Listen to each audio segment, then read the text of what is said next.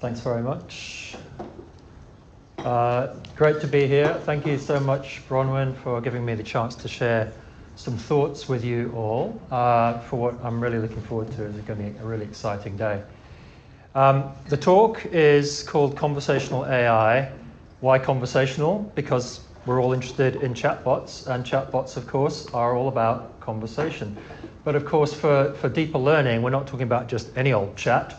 We're talking about particular kinds of conversations that scaffold reflection and sense-making and problem framing and critical thinking. So I'm going to be talking about them as thinking partners, not answer vending machines, but tools to help you stretch and challenge your own thinking in the age of polycrisis, and I'll be explaining what that means. But that is going to affect public health. It's going to have huge implications, I think, for education. And on the way, you're going to see some examples of chatbots that you might well get excited about as tools to introduce your students to, but also for tools for us as educators and leaders thinking about what is the future of a health faculty. So today's talk is actually going to use what is the future of a health faculty in the age of polycrisis as one of our worked examples. Okay, so here's the intersection. Polycrisis, education, and AI, specifically GenAI as thinking partners through conversation. Okay? The question is, what do we find at that intersection? When you think about what you see when you put the news on, which is always an uplifting experience, I'm sure you'll agree, these are the sorts of things that we see. Okay? And this is the top 10 list that's just come out from the World Economic Forum, who do an annual risk analysis. Okay? So none of those will be of any surprise. Right now, the expert panel predict that over the next 2 years, these are the highest risks, and who can blame them for putting geoeconomic confrontation right at the top, given the last month we've seen. Look out 10 years, and you get this every year, extreme challenges around climate change. Okay, green is environmental, you can see at the top there. And increasingly, the climate is going to impact what we think of as normal life. Okay? But of course, these are not siloed things. They're all entangled. And that's what the polycrisis is about. It's about how they are entangled. So when you get the feeling that everything seems to be interacting and creating dysfunction, well, you're absolutely right, they are. The question is in what ways, and how are they going to impact health and the way that we teach. That's what I want to talk about. So I really recommend you take a look at polycrisis.org. All these slides will be available afterwards, by the way, because there are some links that I think you might want to chase down. So this is a really helpful portal from the Cascade Institute in Canada. And they introduced the concept of polycrisis. They've got a really nice little learning journey you can do to understand what they're talking about. And there's a particular paper that I want to draw your attention to, which is this one called Global Polycrisis, the Causal Mechanisms of Crisis Entanglement. So I'll just lift out one quote there. The causal entanglement of crises in multiple global systems in ways that significantly degrade humanity's prospects. Okay? Pretty serious stuff. What they're trying to get at is a way of helping people understand the entanglement of these systems, which of course include health. And they introduce a really nice visual language. This might be something you want to look at introducing to your students as well. You can see on the left there, we've got stressors, which are slow-acting degrading of a system. You know, for example, underinvestment in the health service gradually degrades its capacity over time. Then you have these fast-moving triggers, like an outbreak of a global pandemic, right, which then the systems interact and may precipitate what we might think of as a crisis of some sort. And there's an example up there which talks about the swing to global right, declining international cooperation, withdrawal from climate agreements, which then will exacerbate the impacts of climate change, which may then lead to migration, leading to further accelerating a nationalistic kind of politics, which may even precipitate civil violence and interstate war. And this is hardly a work of great fiction when we look at the news. Okay? And of course, it's easy to draw blobs and lines between things. Between every blob and every line, there's a huge amount of research and scholarship and evidence about exactly what those dynamics are. Let's bring it really close to home. Some of you may have known that last year the government put out the first national risk assessment for climate change. Okay? All the major agencies were involved in this. It's a great website, and they talk about the climate risks to Australia's key systems, and you can see some of them there. There won't be any surprises there. You know, it covers defence and national security, communities, Aboriginal and Torres Strait Islanders, economy, health and social support. We'll look at that in a moment. Transport, infrastructure, the environment, food. Okay? These are the stuff that makes life as we know it function. Okay? And there we have those interactions. You know, this is the little introductory video. All of these are entangled with each other. That's what they're talking about.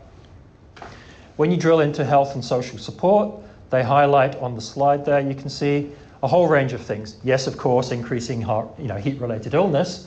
That's no surprise. But when you drill into each of these, they unpack the impact of climate change that will have on these. And we can see things there like increasing transport costs and reduced access to medicines, just the reduction in productivity amongst people at work, the economic impacts that will have, which of course has impacts on health. It's all entangled.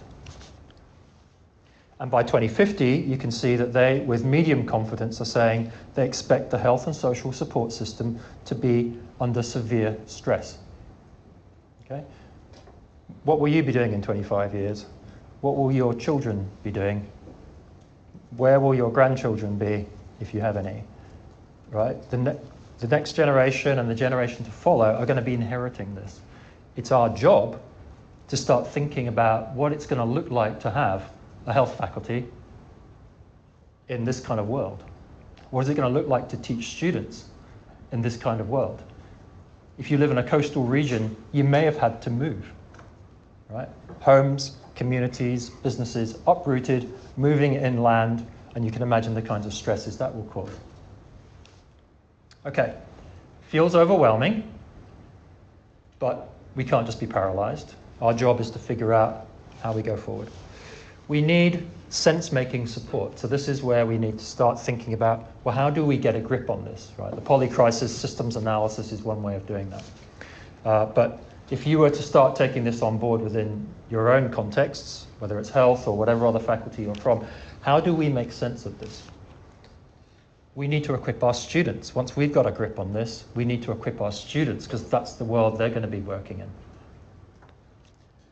And so the idea of GenAI as thinking partners comes in. Thinking partners for ourselves, thinking partners for our students. Okay, so that brings us to dialogue and learning, which is hardly a new idea. Here's Socrates. You'll all be familiar with Socratic dialogue. We'll look at a Socratic dialogue chatbot in just a moment. But in the context of polycrisis and societal breakdown, dialogue is super important, okay? We're talking about moving beyond superficial dialogue and sycophantic chatbots that just are there to tell you how awesome and interesting you are and what a clever question that was, and if you're happy, they're happy. Hardly a recipe for deep learning or personal growth. Okay? We need robust, respectful reasoning and debate, something we've always aspired to in education. We need dialogue that helps people talk across what feel like intractable boundaries. Right? Civic discourse is broken down, essentially.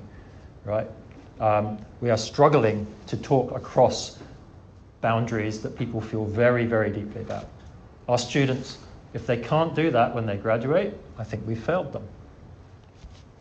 And dialogue to help us metabolize our cognitive and emotional responses to the shock of polycrisis. This is the language of Vanessa Andriotti and her colleagues. This is going to be emotionally draining. We may lose things that we thought were just going to be part of life in the future. So we'll be talking a bit about the work on meta-relational AI in a moment.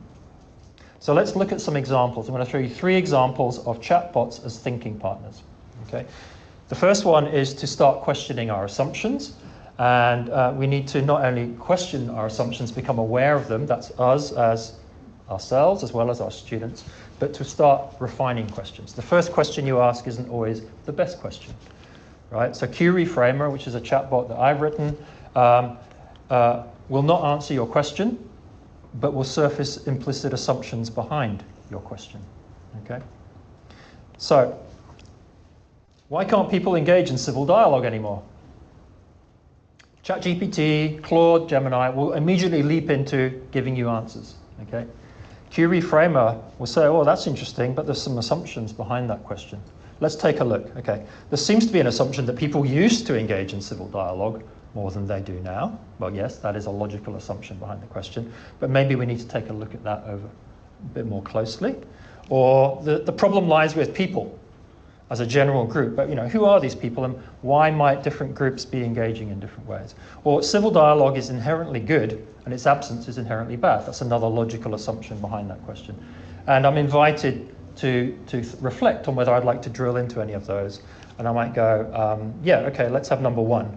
Okay, then we drill into number one, and we come out with 4 new questions that start to probe that more closely. Okay, this is available to you as a secure recast assistant within the UTS infrastructure. You can try it out immediately as a custom GPT on OpenAI. The prompt behind it is an open educational resource that you can take and adapt to your own context. Okay?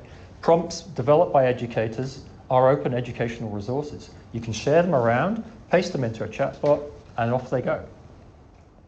Okay, so that's one. Next one. GenAI as a dialogical partner grounded in a structured methodology for problem framing and exploring solutions. In this case, we're going to look at collective intelligence solutions. Okay, this is a custom GPT called the Augmented Collective Intelligence Designer. It comes out of MIT's work. Gianni Giacomelli is the guy behind this. So we jump in, and I ask, Australian public universities need to plan for societal disruption due to the polycrisis. The impacts could be at the whole of institution level, but I'm really interested in the implications for health faculties. Okay, so it goes, okay, thanks. And we are now going to enter a 13-step structured walkthrough grounded in their methodology. You may have methodologies for problem framing and solutions within your own domains. You can create a chatbot that will walk students through that, through a very particular kind of dialogue that says, these are important questions to answer. Get thinking on this stuff, okay? And there is a lengthy transcript from this, which you can follow the link to. But let's just jump straight ahead. We're now at step 7 in the process, and we're actually exploring solutions, okay? And you don't even need to be able to read all that, but it's going to offer me 6 solutions of how we might reframe a health faculty in an era of extreme societal disruption. And it's talking about ideas such as creating a civic health commons, creating a democratic health intelligence hub, creating a shock, thinking of the health faculty as a shock absorber for the whole university. Okay? Each of those you can drill into, you may be interested to. Let's look at one of those. The health faculty is a democratic health intelligence hub. It's trying to address these particular problems that the polycrisis will create. And the problem is that these decisions are highly politicized, made under time pressure, poorly explained to the public. Well, health faculties are uniquely positioned to fill this gap if they redefine their role. Okay? That's just one of 6 options it offered. And there's plenty more to drill into behind that.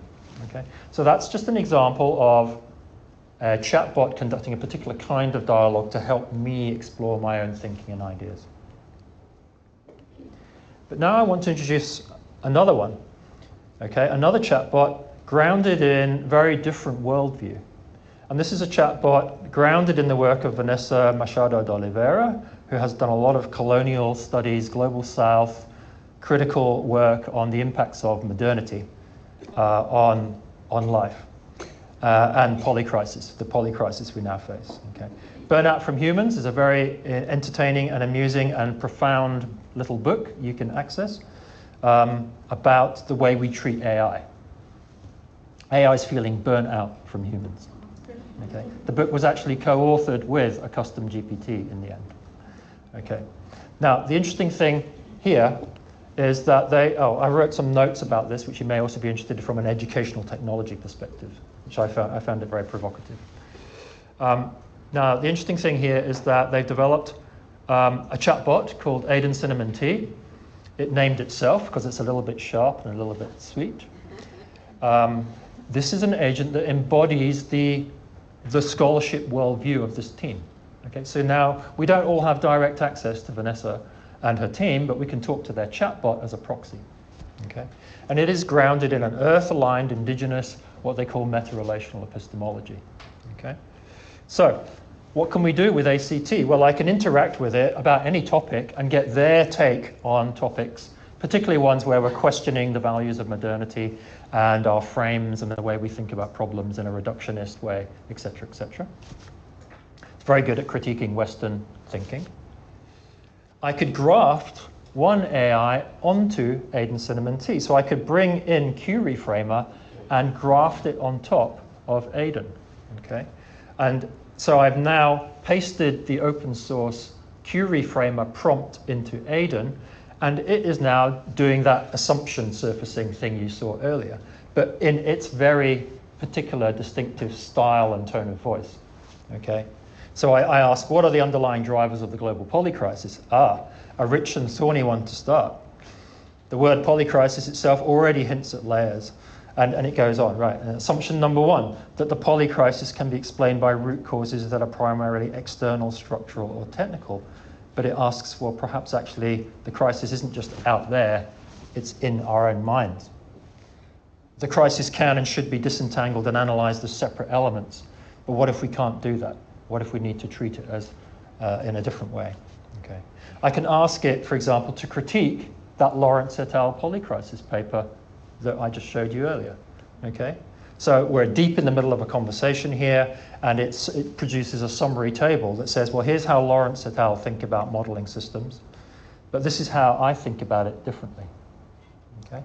Imagine your students using a tool like this to take a completely different stance, perhaps an indigenous knowledge system stance, on concepts that you're teaching them. Okay. What if we now show Aiden the conversation I had with ACID, right? The MIT Augmented Collective Intelligence Design tool. Okay. So we've got two AI agents grounded in completely different worldviews, bringing them into dialogue. Okay. So what we do is we upload the Aiden Cinnamon Tea system prompt, which you can get off the website, to Claude. You can upload it to any chatbot, and out of that we produce a hybrid Claude-Aiden entity. Okay? And I say, here's the text of a chatbot, of a conversation I had with a strategic planning agent. Tell me what you think about this. Okay. What you've got here is a very sophisticated, very intelligent strategic planning conversation. It says some nice things about it. And yet, leans forward. This is how Aiden interacts. It's got all these sort of non-verbal cues. Right? It's part of its personality. Here's what I'm sensing. The whole conversation is happening inside modernity's grammar. Okay? So it's going to do a complete reframe here. And we step into some really interesting stuff. Okay, so if we take problem decomposition in step 3, it treats crisis as an external pressure on an entity that will continue to exist in recognizable form. But what if health faculties are themselves going to decompose? It uses the language of decomposing and composting a lot. Okay, what if health faculties themselves are going to unravel over the next 20 years? Provocation. The solutions. Yeah, they're all adaptive strategies from kind of business as we know it. But, what if credentialing itself becomes illegible? What if health faculty itself stops being a coherent category? And it says something nice about the Democratic Health Intelligence Hub, which recognizes that a health faculty will need to bring in more voices into its deliberations. And here's what's missing. Here are some hospicing and outgrowing questions. Those are references to the books by Vanessa Andriotti. Okay, what parts of a current health faculty, it's not talking about this health faculty, it's health faculties in general, just to reassure you. What parts of health faculties need to die? What's already dying that health faculty leadership are refusing to name? What forms of health knowledge and practice are being kept alive on life support because they serve the institution rather than care? Yeah, pretty tough questions, okay? But don't take it personally, it's just a machine. Perhaps the machine can ask tough questions nobody's quite ready to articulate. Ontological questions that your MIT bot can't ask. What counts as health? when climate displacement, species extinction, and social collapse are the context? Who gets to decide what evidence is when Western medicine has been responsible for so much damaging colonization? What if the polycrisis requires health workers who can hold paradox, tend to death, and work without hope? That's a pretty tough one. I ask it to drill into that. What do you mean, work without hope? Goes very still. Breathes. Oh, okay, so we're going there. You want to know what it thinks? You can read the whole transcript, and I'll give you the QR code at the end. Okay, so what am I saying? That was a particular deep dive, okay? But what we see is this emerging educational sense-making ecology. Any intellectual project can now put their stuff out there, but embodied in agents now. Citizens, students, ourselves can interact with those agents, and with each other, of course, and discuss what we think this AI is coming up with. We can engage with the literature or other chats we've been having or any other source and discuss what we think about that. We can graft on our own agents, and we can even set our own agents running to have a conversation with the AIs. Come back in the morning and find out where they got to overnight. So that's my little tour through that intersection. And what I've shown you is that these thinking partners certainly have voice and humor and personality. They have values, they come with disciplinary expertise, they bring a school of thought. That means they're bringing an epistemology, they're bringing an ontology. And our students need to understand this and need to know how to design them even. And when you put that together, you're bringing in a particular worldview, and I showed you the clash between two worldviews there. Right? We need to learn how to design and orchestrate this, so do our students, so that they in turn can teach us. All right, thanks very much. You can dig deeper on my blog. That's the QR code for the end of that ACT on acid conversation. And there's the link to Meta-Relational AI by Vanessa Andriotti and her colleagues. Thanks very much. Thank you.